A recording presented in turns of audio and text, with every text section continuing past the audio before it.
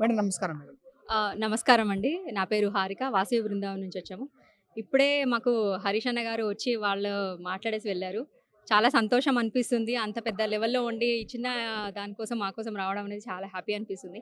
మీరు చూసినట్టయితే ఇక్కడ ఇప్పటివరకు జరిగిన ఏ పార్టీ గూడాకి ఇంతమంది జనాలు రాలేదు.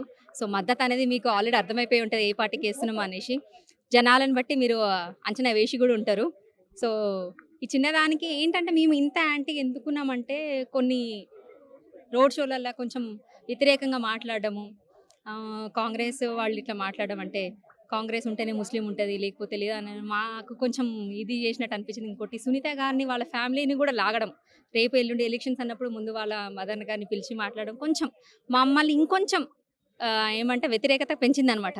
ఈ మాటల వల్ల ఇంకొంచెం మేము యాక్టివేట్ అయినాము. లేదు మనదేందో చూపించాలి. మేము బయటికి రాకున్నా సరే మా ఓటేంది, ఎక్కడికి ఎళ్తదనేది తెలుసు అందరికీ. బట్ స్టిల్ బయటికి రావాలి, కనపడాలి. మనం కనిపిస్తేనే వేరే వాళ్ళు కూడా ఆలోచిస్తారు. సరే ఎక్కడికెయ్యాలి ఓటని ఆలోచిస్తారనేసి మేమొచ్చినాం, బయటికొచ్చినాం ఈరోజు. ఇంతమంది పెద్ద ఎత్తున ఫస్ట్ టైమ్ ఇంత జరగడం ఇన్ని ఇయర్స్‌లో ఇంత పెద్ద ఎత్తున జరగడము, హరీష్ రావు గారికి రావడం ఇక్కడికి. పల్లా రాజేశ్వర్ రెడ్డి గారు కూడా వచ్చారు మొన్న. ఆయన కూడా మమ్మల్ని అందరిని మోటివేట్ చేశారు. కౌన్సెలింగ్ ఇచ్చారు. ఓటు వేస్ట్ కావద్దనేసి మాకు చెప్పారనమాట. అది. మేడం కాంగ్రెస్ గూడా ఒకవైపు పెద్ద ఎత్తున ప్రచారాలు జరుపుతున్నాయి. ఈరోజు చివరి రోజు. చివరి రోజులో మంత్రులు అందరు నాయకులైతే పెద్ద ఎత్తున గల్లీ గల్లీలా తిరుగుతున్నారు. ప్రజల దగ్గరకొచ్చిర్రు. కాంగ్రెస్ ప్రజలు మీ దగ్గరికేమన్నా వచ్చిర్రా? కాంగ్రెస్ నాయకులు ఎట్లా ఉంది మేడం అక్కడ? వచ్చారండి. పాపము వచ్చారు. నవీన్ యాదవ్ ఆయన పాపం అనిపిస్తుంది నిజంగా ఆయనను చూస్తుంటే పిటి అనిపిస్తుంది. ఆయన తరఫున నుంచి ఆయనకు మంచి పేరే ఉన్నది ఇక్కడ. కొంచెము ఏదో వ్యతిరేకత ఉన్నది గానీ, సీఎం గారు వచ్చిన తర్వాత పాపం ఆయనకి ఇంకొంచెం నెగెటివిటీ ఎక్కువైంది. రోడ్ షోలలో మాట్లాడడం వల్ల కొంచెం అజరుద్దీన్ వరల్డ్ కప్ తేవడం అనేది కొంచెం అట్లాంటి మాటలు మాట్లాడకుండా ఉండుంటే పాపం ఆయనకి కొంచెమన్నా తిరిగేదేమో. ఇప్పుడు భారీ మెజారిటీతో గెలిచే అవకాశం వాళ్ళే కల్పించినట్టు అనిపిస్తుంది మాకు. ఎట్లా ఉండొచ్చు మేడం? ఈ టఫ్ ఫైట్ ఉండొచ్చా? లేకపోతే నార్మల్ బీఆర్ఎస్ వైపే ఉంటుందా మేడం? బీఆర్ఎస్ వైపేనండి. నార్మల్ అయిపోయింది. బీఆర్ఎస్ వైపు అయిపోయింది. నమస్కారం సార్. నమస్తే. ఎట్లా ఉండబోతుంది సార్ జూబ్లీ హిల్స్ ఉప ఎన్నిక? హనుమంతరావు వాసవి బృందం ప్రెసిడెంట్ అండి. ప్రజలెప్పుడు తెలివిగా వారికి ఇబ్బందులను తొలగించే నాయకుల్ని తెలివిగా ఎన్నుకుంటారు ఎప్పుడు. ఈసారి కూడా అంతకు మించి మార్పులేమి ఉంటాయని నేను అనుకోను. యువకులైనా అందుబాటులో ఉండేవాళ్ళు వాళ్ళ సమస్యలను విని ఆన్సర్ చేసేవాళ్ళని ఖచ్చితంగా గెలిపిస్తారని మా ఉద్దేశం. గత ప్రభుత్వాలు చేసిన అభివృద్ధి కానీ, అవ్వబోయే అభివృద్ధి కానీ, ముందుదైనా వెనకదైనా అభివృద్ధి అనేదే ఇంపార్టెంటు. వాళ్ళకి వాళ్ళ సమస్యలు విని వాటిని పరిష్కరించే హామీలు ఇచ్చే నాయకులు కాకుండా యాక్షన్ తీసుకునే నాయకులను ఎప్పుడు ఎన్నుకుంటారు, ప్రజలు ఎప్పుడు విశ్వసిస్తారు. సార్ ఒకవైపు కాంగ్రెస్ గట్టి పోటీ ఇస్తున్నది. అంటే ప్రభుత్వం ఉంది కాబట్టి దానికి పాజిటివ్ అయ్యే అవకాశాలు ఉన్నాయని చెప్పేసి చాలా వరకు అంటున్నారు. ఎట్లా చూడొచ్చు సార్ దీన్ని? ప్రభు ప్రజలు ఏ వైపు ఉండొచ్చు?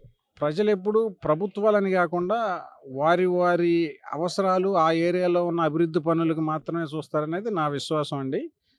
రాజకీయాలకు సంబంధించి ఇప్పుడు జూబ్లీ హిల్స్ బై ఎలక్షన్కి సంబంధించి పోటాపోటీగా ఉన్నది వాస్తవమే.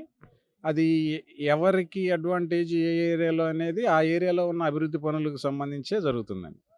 సో టైట్గా ఉన్నది వాస్తవమే. అది ఎలా జరుగుతుంది అనేది ప్రజల నిర్ణయం. చూస్తున్న కొద్దీ రోజు రోజుకి ఈ రోడ్ షోల ద్వారా కానీ మిగతా వాటి ద్వారా కానీ రోజు రోజుకి చేంజ్ అయితే జరుగుతుంది. సో ప్రజల్లో ఆ స్వింగ్ అనేది చాలా కనిపిస్తుంది. అది ఎలా జరుగుతుంది అనేది పోలింగ్ రోజే నిర్ణయిస్తుంది మనకి. ఎర్రగడ్డ డివిజన్ ఎవరి వైపు ఉండొచ్చు సార్? ఎన్ని ఓట్లలో ఎంతవరకు బీఆర్ఎస్‌కి ఉంటే ఎంతవరకు కాంగ్రెస్ బీజేపీకి ఉండొచ్చు సార్? మైనారిటీ ఓట్లు ఎక్కువ ఉన్నప్పటికీ డివిజన్లో కొత్తగా వచ్చిన గేటెడ్ కమ్యూనిటీసు ముఖ్య పాత్ర పోషిస్తాయనడంలో సందేహం లేదు. బొందలగడ్డ ఇష్యూ దగ్గర కొంచెం బీజేపీ వైపుగా కానీ కాంగ్రెస్ వైపుగా కానీ ఆ డిఫరెన్సెస్ ఉన్నాయి. చాలా నేతలు వారి వారి కార్యక్రమాలకు తగ్గట్టుగా ఈ ఇష్యూ మీద స్పందించడం జరిగింది. కానీ కోర్టు స్టే ఇవ్వడం, అది ప్రైవేట్ ల్యాండ్ కావడం వల్ల ఆ ఇష్యూ పెద్దగా ఇబ్బంది లేకపోయినప్పటికీ ప్రభుత్వాన్ని అది ఇరకబెట్టి పెట్టే సమస్యే. దాన్ని ఎలా హ్యాండిల్ చేస్తారనేది చూడాలి. డివిజన్ వరకు వచ్చిన రెస్పాన్స్ని బట్టి చూస్తే అటు కాంగ్రెస్కి ఇటు బీఆర్ఎస్కి కాస్త ఎక్కువగానే కనిపించినప్పటికీ ఈరోజు జరిగే ప్రోగ్రామ్స్, ఈరోజు ఇచ్చే స్టేట్మెంట్లు బట్టి చూస్తే అది ఎర్రగడ్డ డివిజన్ వరకు ఎటుపోతుంది అనేది కొంచెం కష్టంగానే ఉంది నిర్ణయం. మీరు ఎలాంటి సంక్షేమాన్ని కోరుకుంటున్నారు సార్? ఎలాంటి డెవలప్‌మెంట్ జరిగితే ఇంకా బాగుంటుందని చెప్పేసి ఆలోచిస్తున్నారు సార్?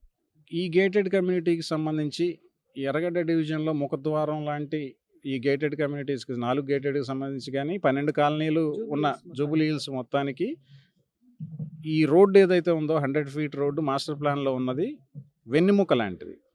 ఈ రోడ్డు సమస్యను పరిష్కరిస్తే దానికి తగ్గట్టుగా ఆ రెస్పాన్స్ ఆ కాలనీస్ ఉంటుందనేది మేము ముందు నుంచి చెప్పడం జరిగింది.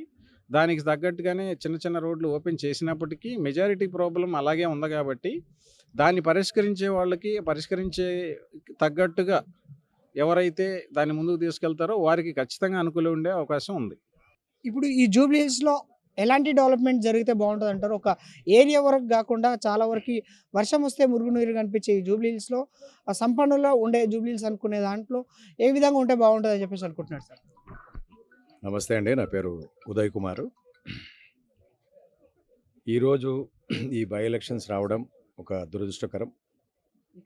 ఎందుకంటే మన మాగంటి గోపీనాథ్ గారి అకాల మరణం ఈ ఎలక్షన్కి దారి తీసింది. సో ఇట్స్ ఎ దేవ నిర్ణయం, దాన్ని మనం ఏం చేయలేము. కాకపోతే బై ఎలక్షన్స్ అనేది కంపల్సరీ కాబట్టి ఈరోజు ఈ బై ఎలక్షన్స్ మనం చేసుకోవడం మనము ఈరోజు కండక్ట్ చేయడం జరుగుతుంది. దీంట్లో ముఖ్యంగా మీరు అన్నట్టు ఇందాక డెవలప్మెంట్స్ అన్నప్పుడు టీఆర్ఎస్ గవర్నమెంట్ 10 ఇయర్స్. ఈరోజు మేము సోషల్గా అంటే కామన్గా మేము ఫేస్ చేసే ప్రాబ్లమ్స్ బేసిక్ కమ్యూనిటీస్ లాస్ట్ 10 ఇయర్స్లో మేము ఎప్పుడు ఫేస్ చేయని ఈ బేసిక్ కమ్యూనిటీస్ ప్రాబ్లం ఈ 2 ఏళ్లలో చాలా విపరీతంగా మేము కూడా ఫేస్ చేస్తున్నాం.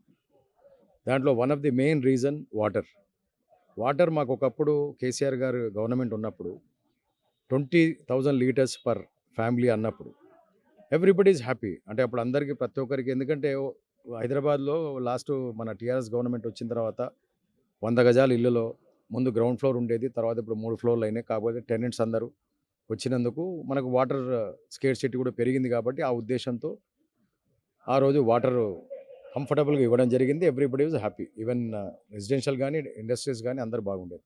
Second power, uninterrupted power, quality power. ఈరోజు మేము ఎంత ఫేస్ చేస్తున్నామంటే ఫ్లక్చువేషన్స్ కానీ, ఓవర్లోడెడ్ కానీ, షార్ట్ సర్క్యూట్స్ కానీ, చాలా యాక్సిడెంట్స్ జరిగాయి. అవి మన కళ్ళ ముందర ఉన్నాయి. సో ఇట్లాంటి సడన్గా మేము లాస్ట్ 2 ఇయర్స్ నుండి ఇవన్నీ ఫేస్ చేసేటప్పటికి ఏమైందంటే మేము కంపారిజన్ స్టార్ట్ చేసాం. లాస్ట్ గవర్నమెంట్ ఎలా ఉండింది, ఇప్పుడు ఎలా ఉండింది. సో దీంట్లో యాజ్ అ హ్యుమానిటీ మనం ఏదైతే బేసిక్ కమ్యూనిటీస్ మనం ఈవెన్ మేము మొన్న చెప్పాలంటే మీకు రీసెంట్గా ఒక స్ట్రీట్ లైట్ రోడ్డు మీద ఈరోజు చైన్ స్నాచింగ్స్ ఇవన్నీ ఉన్నాయి. స్ట్రీట్ లైట్ వేయడానికి కూడా 1 month 2 months పడుతున్నాయంటే ఇంకా దాని అర్థం మనకి గవర్నమెంట్ ఎట్లా నడుస్తుంది అనేది మనకు తెలిసిపోతుంది. మీరు అన్నట్టు రోడ్స్ అన్నారు.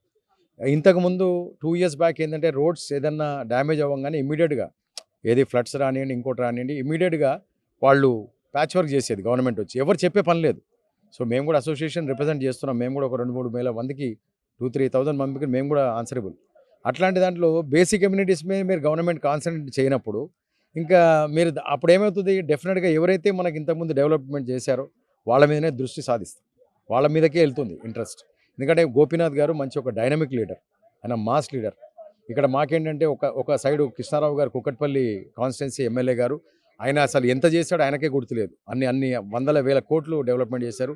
అదేవిధంగా గోపీనాథ్ గారు కూడా, మాగంటి గోపీనాథ్ గారు కూడా మనసు మీద తీసుకొని పర్సనల్గా ప్రతి ఒక్క స్లమ్స్ కానివ్వండి, రోడ్స్ కానివ్వండి, ఇన్ఫ్రాస్ట్రక్చర్, బేసిక్ కమ్యూనిటీస్ మీద ఆయన చాలా బాగా కాన్సన్ట్రేట్ చేశారు. కానీ బ్యాడ్ లక్ ఆయన చనిపోవడం జరిగింది. ఏదో దయచేసి మేము కూడా అట్లాంటి ఫ్యామిలీ నుండే వస్తుంది ఆ సునీత మేడం గారు. సో మా బాధలన్నీ ఆమెకు తెలుసు. ఆ ఏరియాలో ఉన్న ప్రాబ్లమ్స్ అన్నీ ఆమె కూడా అప్డేట్ అయింది. ఎందుకంటే గోపీనాథ్ గారు మూడు సార్లు ఆయన ఎమ్మెల్యేగా ఉన్నప్పుడు ఆమెకు కూడా డెఫినెట్గా సబ్జెక్ట్ తెలిసి ఉంటుందని మేము కోరుకుంటున్నాం, మేము అనుకుంటున్నాం. డెఫినెట్గా ఇటు సైడ్ కృష్ణారావు గారు, ఆయన కూడా ఇప్పుడు ఎర్రగడ్డ ఇన్ఛార్జ్ చేశారు కృష్ణారావు గారికి బీఆర్ఎస్ పార్టీ నుండి. సో డెఫినెట్గా is a dynamic and fighter leader Krishnarao garu, మా అందరికీ తెలుసు, అందరికీ తెలిసిందే. అదేవిధంగా జూబ్లీ హిల్స్ కూడా ఆయన ఇప్పుడు ఇన్ఛార్జ్ ఉన్నారు కాబట్టి ఎర్రగడ్డ డివిజన్కి డెఫినెట్గా ఇద్దరు ఎమ్మెల్యేలు కనుక సునీత గారు కూడా గెలిస్తే కృష్ణారావు గారు ప్లస్ సునీతమ్మ గారు వాళ్ళిద్దరు కోఆర్డినేషన్లో ఈ 2 కుక్కట్పల్లి జూబ్లీ హిల్స్ ఇంకా బాగా డెవలప్ అవుతుందని మేము ఆశిస్తున్నాం. సో దయచేసి నేను పబ్లిక్ కూడా అందరిని అడుగుతున్నాను, మీరు డెవలప్మెంట్ చూసి ఓటేయండి. మీరు వేరే కారణాల వల్ల మీరు డైవర్ట్ కాకండి. 100% జూబ్లీ హిల్స్ కుక్కట్పల్లి ఈక్వల్ రేషియోలో డెవలప్ అవుతాయని మేము ఆశిస్తున్నాం. డెఫినెట్గా అందరూ కలిసి బీఆర్ఎస్ని సునీతమ్మ గారిని పెద్ద ఎత్తున మెజారిటీతో గెలిపేయాలని మా ఒక వినయం. Thank you.